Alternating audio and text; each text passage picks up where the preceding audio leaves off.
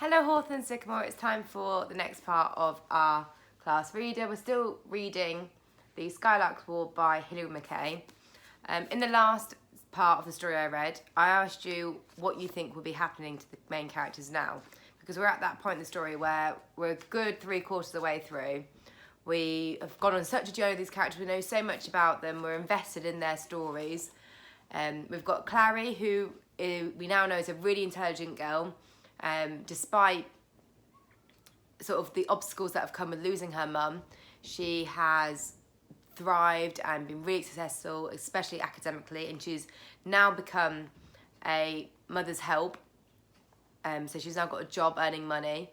What do you think will be her future? What will happen to her the next year or 5 years? Then we've got Simon, who is Vanessa's brother. He's just finishing school and he really doesn't have any direction. He doesn't want to go to university. He thinks about Rupert a lot and what he's doing. What do you think he's going to end up doing? What do you think will happen in the next few chapters with his character? Obviously, Peter won't be able to go to war. He won't be able to fight. But it looks like he's going to go on to university and study medicine. And maybe he'll help some of those soldiers that have been wounded. And then Vanessa, she's currently being a nurse. She always said she wanted to go to Paris. Will she ever live out her dreams?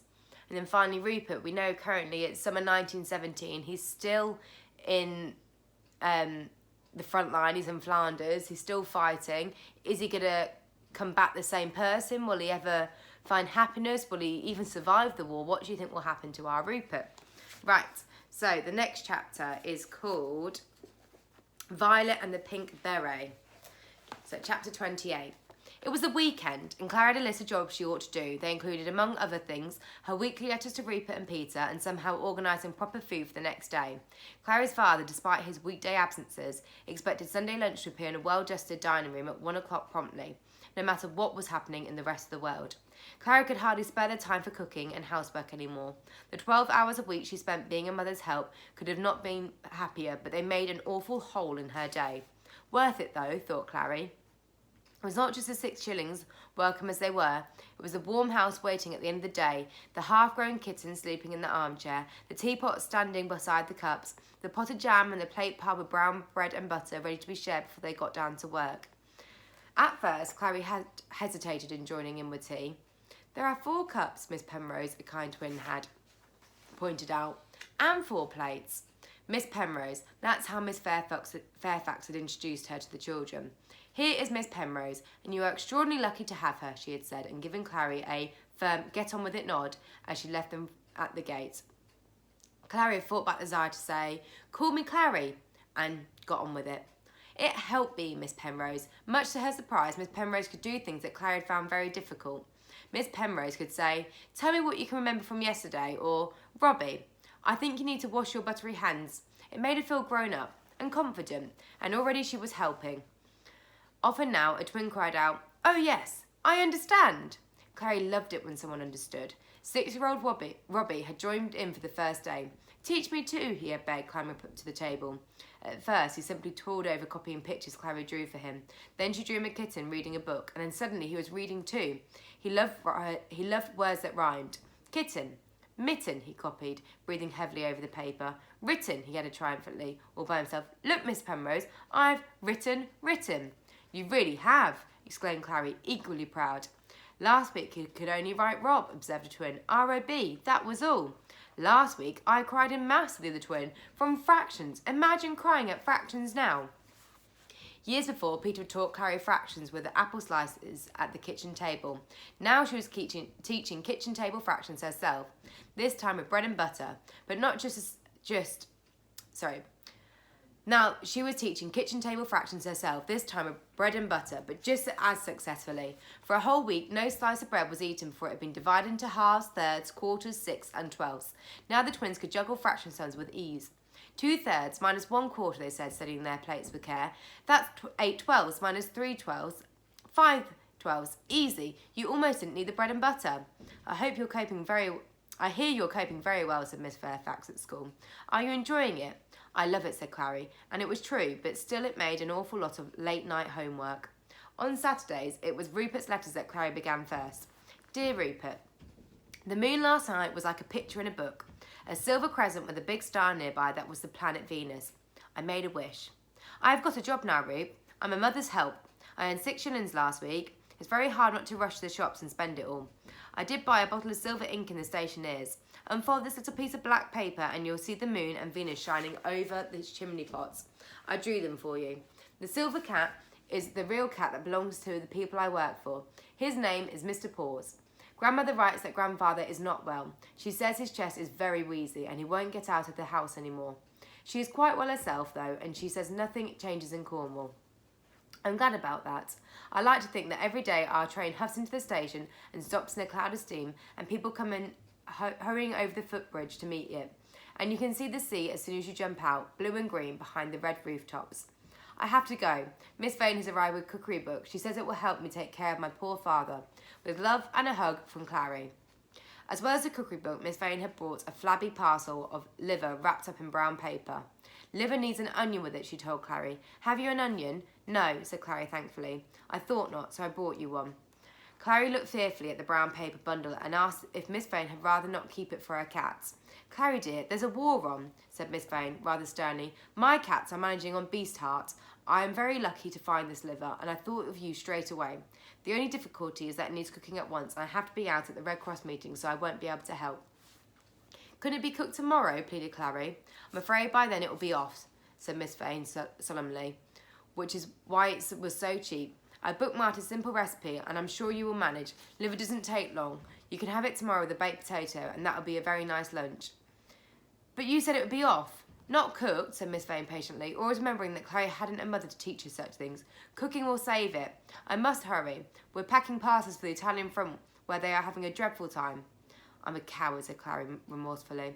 I'll cook it. Will you come to lunch if it works? I should be delighted, said Miss Vane heroically, and I'll bring some rhubarb pudding. There's a rhubarb glut, and I bought a great bundle. Lovely, said Clary. She detested rhubarb and thought of the liver appalled her, but she was determined to be brave until she opened the cookery book and wrapped the brown paper, blinked only for a moment, then suddenly following the instructions. It was a peacetime recipe, so she had to improvise a little, with snipped up churchyard grass for the thyme and cough syrup for sherry. She nearly forgot the onion on which Miss Vane had encouraged her to believe the success of the whole enterprise depended. Still, when it was done, she gained so much courage that she was able to think of her most difficult task of all. Clothes. Somehow she had to buy clothes. Clothes that would do speech day, the poshest of the posh, but nothing anyone would notice, and Oxford. Do make an effort, Clary. She had 12 shillings from Mrs. Grace, and the train fare she wouldn't need from her father, less 1 shilling and 6 pence for silver ink. £1 and 6 pence, enough to make a start. But where to start? Stockings, she thought, remembering Vanessa, who had not been polite about her old woolly ones, darned by Clary and with lumpy black knots. Vanessa's stocking tutorial had been surprisingly useful. She had just demonstrated with her own collection, silk stockings for best, 5 shillings and 6 pence a pair, cream lace for second best, less expensive than silk, and black for every day. Only 2 shillings. Have a pair. Have 2. And some silk ones, all lace. At least, go on, Clary, please. But Clary had shaken her head and said no. I'll buy my own stockings, Clary thought as she walked into town. And here was a haberdashery. And there, by great good luck, was a box on the floor full of lace stockings, cream, white and black, all jumbled together and smelling rather musty. Bargains, read the label on the box. I just this minute put them out, the shop assistant told her. We had a pipe burst and the stock got damp. 3 pairs for a shilling. 3 pairs for 2 shillings. How much for 1 pair? 1 pair, sniffed the assistant. You don't just want 1 pair. You won't find a bargain like this in a hurry. I suppose not. Once in a lifetime, said the assistant fervently. You'll need to match them yourself, though. That was easier said than done, but at last Clary untangled her way to the 3 matching pairs and the assistants rolled them up and put them in a bag, assuring her they'll wash when she sniffed them. Of course they will, said Clary, and went skipping into the street, and there, right opposite, was a stationer's that had sold the silver ink, and before she knew it, she was opening the door because ever since the silver ink, she had thought about gold, and now she had a pocket full of money, and the stockings had been such a bargain. They not only had gold ink, they had purple scented with violets, or so it said in the box. Does it really smell of violets? She asked the bored shop girl who was watching her. Of course it does. Can I smell it? I suppose. Goodness, said Clary when the bottle had been opened. It really does. How gorgeous. We've got a pink one too. Smells of roses, offered the girl, and the bottle was open too. Clary was swept away with the thought of sending a letter to Rupert and him opening it and it smelling of flowers. Roses such as grew in the garden in Cornwall. Or violets. Violets grew there too. I'll have both, she said recklessly, handing over the money. What about gold? I can let you have it for a shilling if you buy the two. Clary hovered in agony. Or 9p, half price? Half price was irresistible. Clary nodded. I like them flower ones, the girl said chattily once she had got Clary's money safely in the till. We'll sell them for love letters. Love letters, exclaimed Clary. I wasn't going to... I used a violet myself when I wrote to the front, continued the girl, ignoring her. When? Not any more. Oh, no, said Clary. Oh, yes. I'm very, very sorry. Found himself a French girl, a French mademoiselle. After all those letters, and tobacco, and cake, I'm done with him. You be careful. It's my cousin I write to. Makes no difference. What are you doing now? I've got to buy clothes, said Clary, to wear to Oxford. Is it an interview? Sort of. You need a hat, said the girl, a proper one. Not that school mushroom thing you're wearing now. Shall I come with you? What about the shop? I'll put clothes on the door, said the girl. It's my aunt's shop. She'll be round the back. She never noticed, not for 5 minutes. I haven't bought a hat in ages. Come on, I'll show you my favourite place. They've got a sale in the basement. How do you know? They always have, said the girl, hurrying out of the door. What colour do you fancy? Blue? Not really. Black? Black comes in for funerals. For some reason, this made them both stagger with laughter. Orange, said Clary, swinging her bags and suddenly enjoying herself very much. Gold, not orange, said the girl knowledgeably. They call it gold in hats. You couldn't, though, not for an interview. Grey? I might as well just wear my mushroom. They found a deep raspberry pink velvet berry that Clary thought was the most beautiful hat she'd ever seen. It fitted her perfectly. 12 shillings, said Clary. Is it worth 12 shillings? It's ever so pretty. You could wear it with all sorts. All right, said Clary recklessly, diving for her money. I'm doing it. There. 5 minutes later, it was hers. 2 weeks' work in a black and white striped bag. Gosh, goodness, it doesn't leave much, said Clary, expecting the change in her purse. How much? 2 shillings and some pennies. But I'll get another 6 next week. Pennies, shillings. Oh, well then, said the girl, as if Clary had known she was coming into fortune next week. Let's go and get a cake. What's your name? I'm Vi. Violet. Like the ink? Like my nan, said Violet, forget the ink. All right, I'm Clary. Can we afford cakes? Violet gave her a quick glance then, but she said good-temperedly, I can if you can. I think I can, said Clary, and so they bought jam tarts and some very odd lemonade in Clary's first ever tea shop. It came to 8p each, plus a penny for the waitress, which Violet insisted on paying. Have a pair of lace stockings, offered Clary impulsively. Go on, I'll never need 3. Don't mind if I do, said Violet. Same time next week? What, shopping? I will if I can. I'll probably have to scrub out the kitchen next Saturday, though. Violet stared at her in surprise that Clary was alarmed and asked, What is it? Scrubbing out the kitchen? I only didn't do it today because Mrs. Morgan didn't come. I thought you were posh. Me? Posh? That hat? 12 shillings? 12 shillings? 12? All that ink? Giving away lace stockings? Oh, said Clary, very startled to find she had not appeared as sensible and economical as she thought. Was that a lot for that hat? Just a bit. I've never been shopping before, I can tell. Thank you very, very much for closing up the shop. Oh Lord, I forgot the shop, cried Violet and turned and ran. Chapter 29. Peter's speech day. Clary's liver, complete with churchyard grass snippings and cough syrup, was a great success. Very acceptable, said her father, after ungallantly letting Miss Vane try it first. Delicious, agreed Miss Vane. Well done, Clary. Didn't I tell you that cooking it would save it from going off? Yes, you did, agreed Clary cordially, content herself with baked potatoes and spring greens. I can't think why you won't try it yourself. I'm vegetarian now, explained Clary. Since when? Since yesterday, said Clary. She didn't manage to meet Violet the next week, and the following Saturday things were somehow different from that first wild, glorious shop. Violet became very bossy, saying things like, you can't charge her that, to a perfectly reasonable shop assistant, and you can't go in there, to Clary. Why can't I go in there, asked Clary. You've only got 12 shillings. But look at that dress. It was grey, striped with cream, and had a cream muslin bodice laced with grey. It's plain as plain. It's nothing of a dress. It's been hanging in that window for weeks. Then they must want to sell it. I thought you want pink like that hat. That hat's enough pinkness for everyone person to wear at a time. And that dress is 17 shillings, and Violet disapproved me. You said you've only got 12. I can't lend you anything, you know. I didn't ask you to, said Clary indignantly. Do you think they'll let me try it on?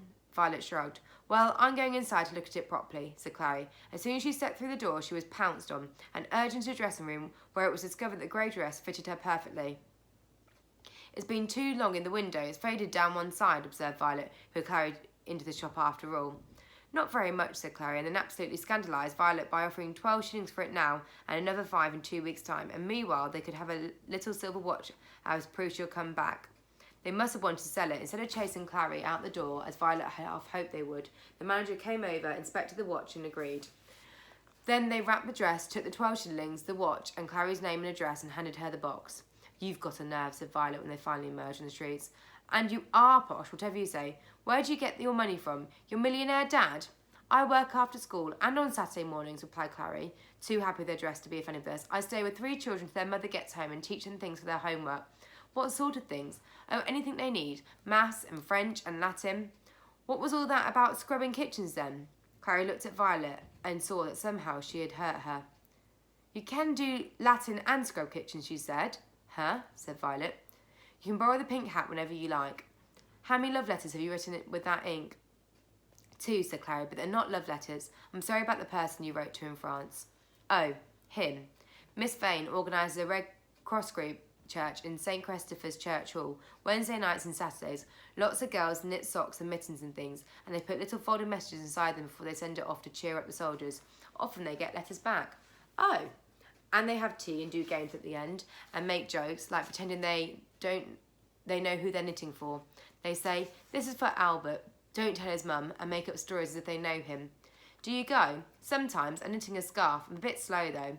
They always need more people. Shall I call for you next time I'm going? Don't know, if you like. Wednesday then, at 7 o'clock. I'll think about it, said Violet, and she didn't say another word all the way back to the shop, where, just before she opened the door, she hugged Clary hard and said, sorry. So Clary went home with a new friend, as well as a new dress, and the following week she wore the dress and pink beret and the successfully washed lace stockings to Peter's speech day. There she watched as her brother limped onto the stage 8 times to deafening applause, and collected prizes that included the Gilt Cup for Best Science Essay, the Debating Society's Voice of the Year Award, an enormous dictionary in 2 volumes, which was a traditional gift to the editor of the school magazine, and an Oxford scholarship. I tried to make father come, whispered Clary, when she had a moment with Peter. Never mind him, said Peter, not whispering at all. I knew he wouldn't from the start. Just for once, Clary, could you not make any excuses for him? I like your hat. Clary, who had been so anxious to get everything right that she had brought his postcard with her for reference, sighed with relief. And my dress, she asked? It's new as well. Oh, sorry, I didn't notice it. Yes, good dress. Vanessa liked it too, said Clary happily. Did you hear her whistle through her fingers when you went upstage? Was that Vanessa? Peter grinned. Yes, she's over there with Simon. Come and say hello. Vanessa flung her arms round Peter the moment she caught sight of him. You and Simon, she cried. What a pair. Let's take Clary round the school now you finish. She's never been here before. Where shall we show her first? The chimney we clean with her rocket, said Simon. He had collected nothing on stage but the leave certificate that everyone had been given. Is he all right? Clary asked Peter privately. Of course, Peter replied, knowing that Rupert's spare key to the cricket pavilion hung round his bony friend's neck. Then, while other guests were in the library drinking sherry with the headmaster, Peter, Simon and Vanessa raised Clary around the common room, the quad, the stage on which the 3 little maids had sung together, and the chapel, inside and out, so she could marvel at the height of the pinnated roof, where Rupert had long ago stood in triumph, supported by nothing but sunlight and cheek. I wish you were here now, said Clary, and found she was clutching Simon's hand. So do I, he said. Chapter 30. Simon enlists. Simon Bonington, Bonners, the bony one, the one who hated outdoors, found football painful, detested mud, had secret bed socks all through boarding school, who once wrote a letter to the old fish, the headmaster, about lack of soap in the school toilets, who could have been almost another year brushing down Lucy, writing bad poetry, staring into the mirror, hiding his bedroom, annoying his relations, went ahead and enlisted into the army instead of doing any of those things. When they asked him his age and weighing him, 132 pounds, measuring him 6'3", and doing various other checks to see if he was real, he said 19. The doctor peered up at Simon's great height and stubbled chin. He had shaved twice a day since he was 14, but it was still never enough, and raised an eyebrow. All right, 21, said Simon, grinning. What have you been up to then? I don't know, really, said Simon, truthfully enough. He had considered this question before. Did Lucy count as farm work? Did 3 Little Maids count as stage? I live with my mum, he said, and then having nothing to lose, and my great aunts and my sister. Simon the bony one sensed amusement in his audience, which he could never resist. Also, nervousness made him reckless. What else could he offer? I can sing, he suggested. I'm a good singer. Do you want to hear me? But it was all right. They did. Start to finish, the whole thing, including medical and short, but much applauded, rendering on a tree by a river. I sing it with my mum. Took 8 minutes. Keep your head down, Dicky Bird, they advised him as he left. Chapter 31. Peter plans and Clary dreams.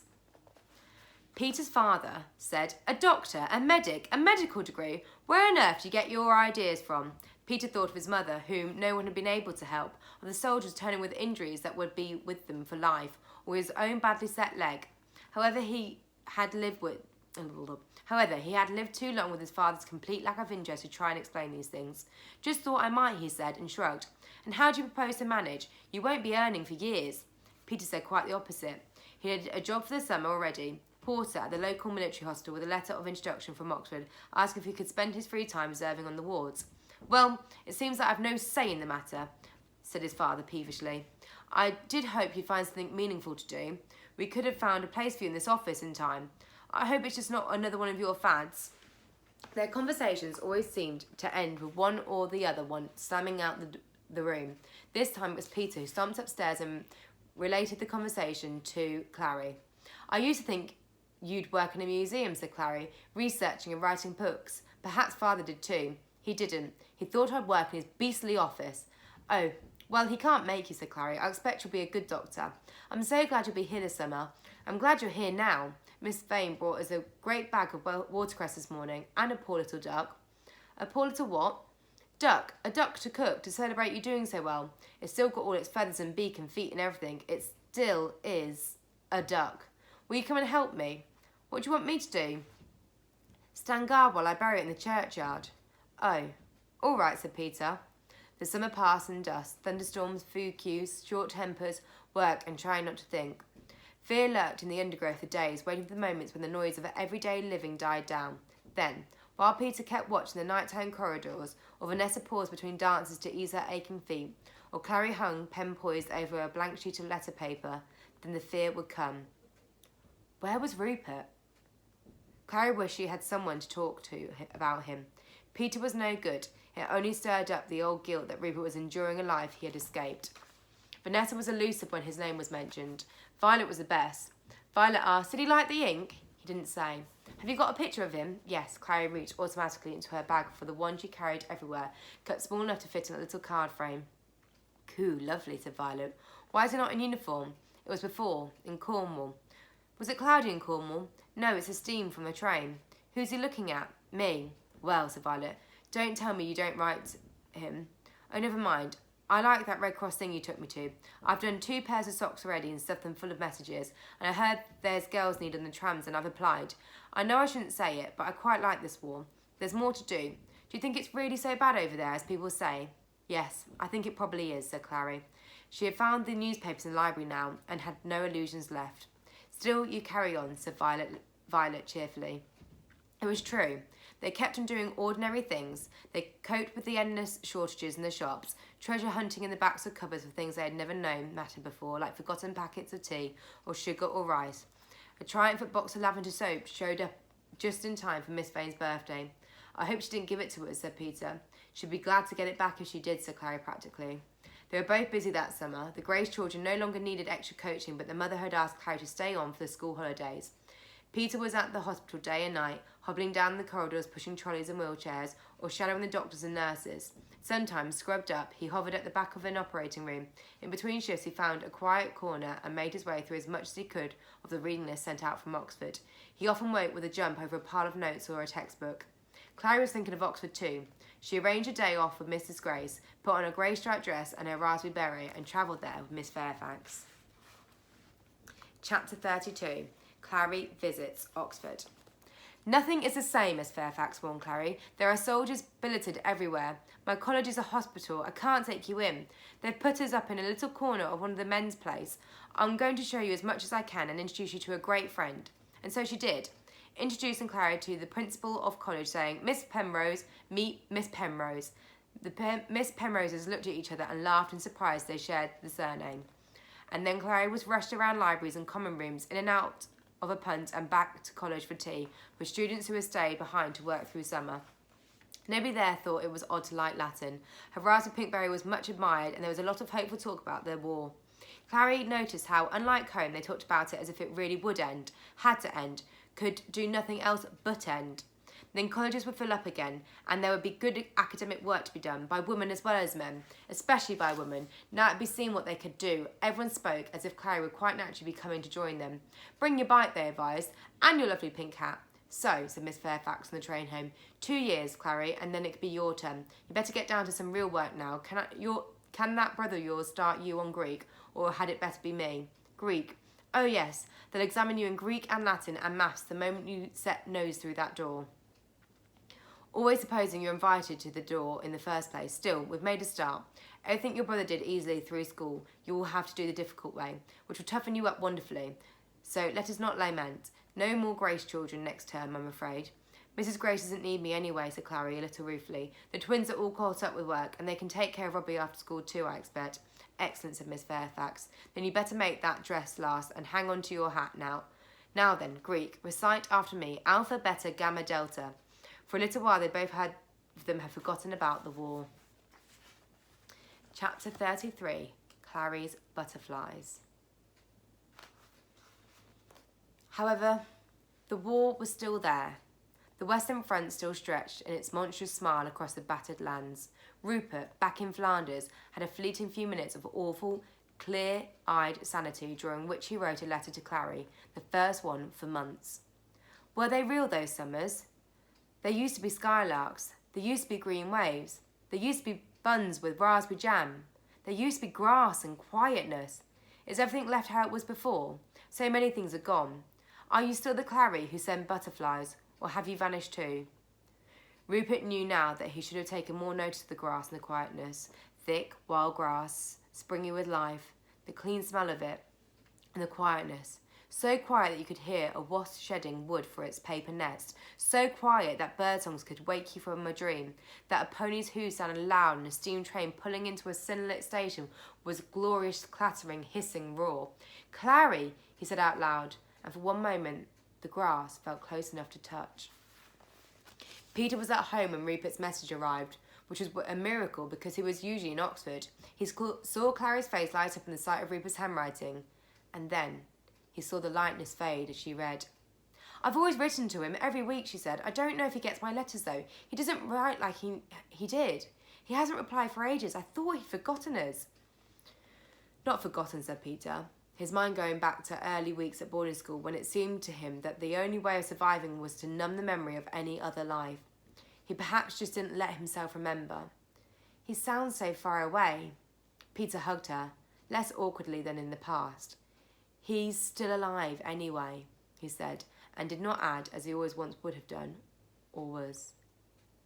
What shall I say? Help me, Peter. Peter looked down at the letter again. Tell him that those summers were real, he said. Tell him how we think of him every day. Tell him you haven't vanished. Make him believe it. He wants to believe it. Peter paused and looked at Clary's anxious face. She wrote every week. She had told him, but perhaps words were not enough. A photograph, he wondered. Would she look the same Clary in photographs? Send him a butterfly, he said. A butterfly to France. A butterfly when things are terrible. You never sent a swallowtail. I was saving it for in case. Now is in case, said Peter. The butterflies that Clary had once sent to Peter at school were three-dimensional models, as close as she had been able to come to a real butterfly. Their bodies were made of carved matchsticks wound round with embroidery silk. Their antennae and legs were varnished black cotton. Their painted wings were coloured on top and beneath. They had never been quick to make, even when Clary had all the materials to hand and plenty of time to do it. Peter was back at Oxford before she reached the painting of the wings stage of Rupert's Swallowtail. Dollhouse game, said her father, disgusted at this apparent return to childhood. But for once, Clary did not try to explain. And that is where I'm going to leave it for today. So, next chapter is chapter 34. And it's called A Dog Called Rupert. So I wonder what that's about. Right. Look out for the next part of the story. I'll post it on the blog very soon. Not much to go yet. Just a few more chapters. We're on chapter 34. And we've got 6 more chapters to go until we find out how the story finishes. See you all soon. Take care. Bye, Hawthorne and Sycamore. Bye.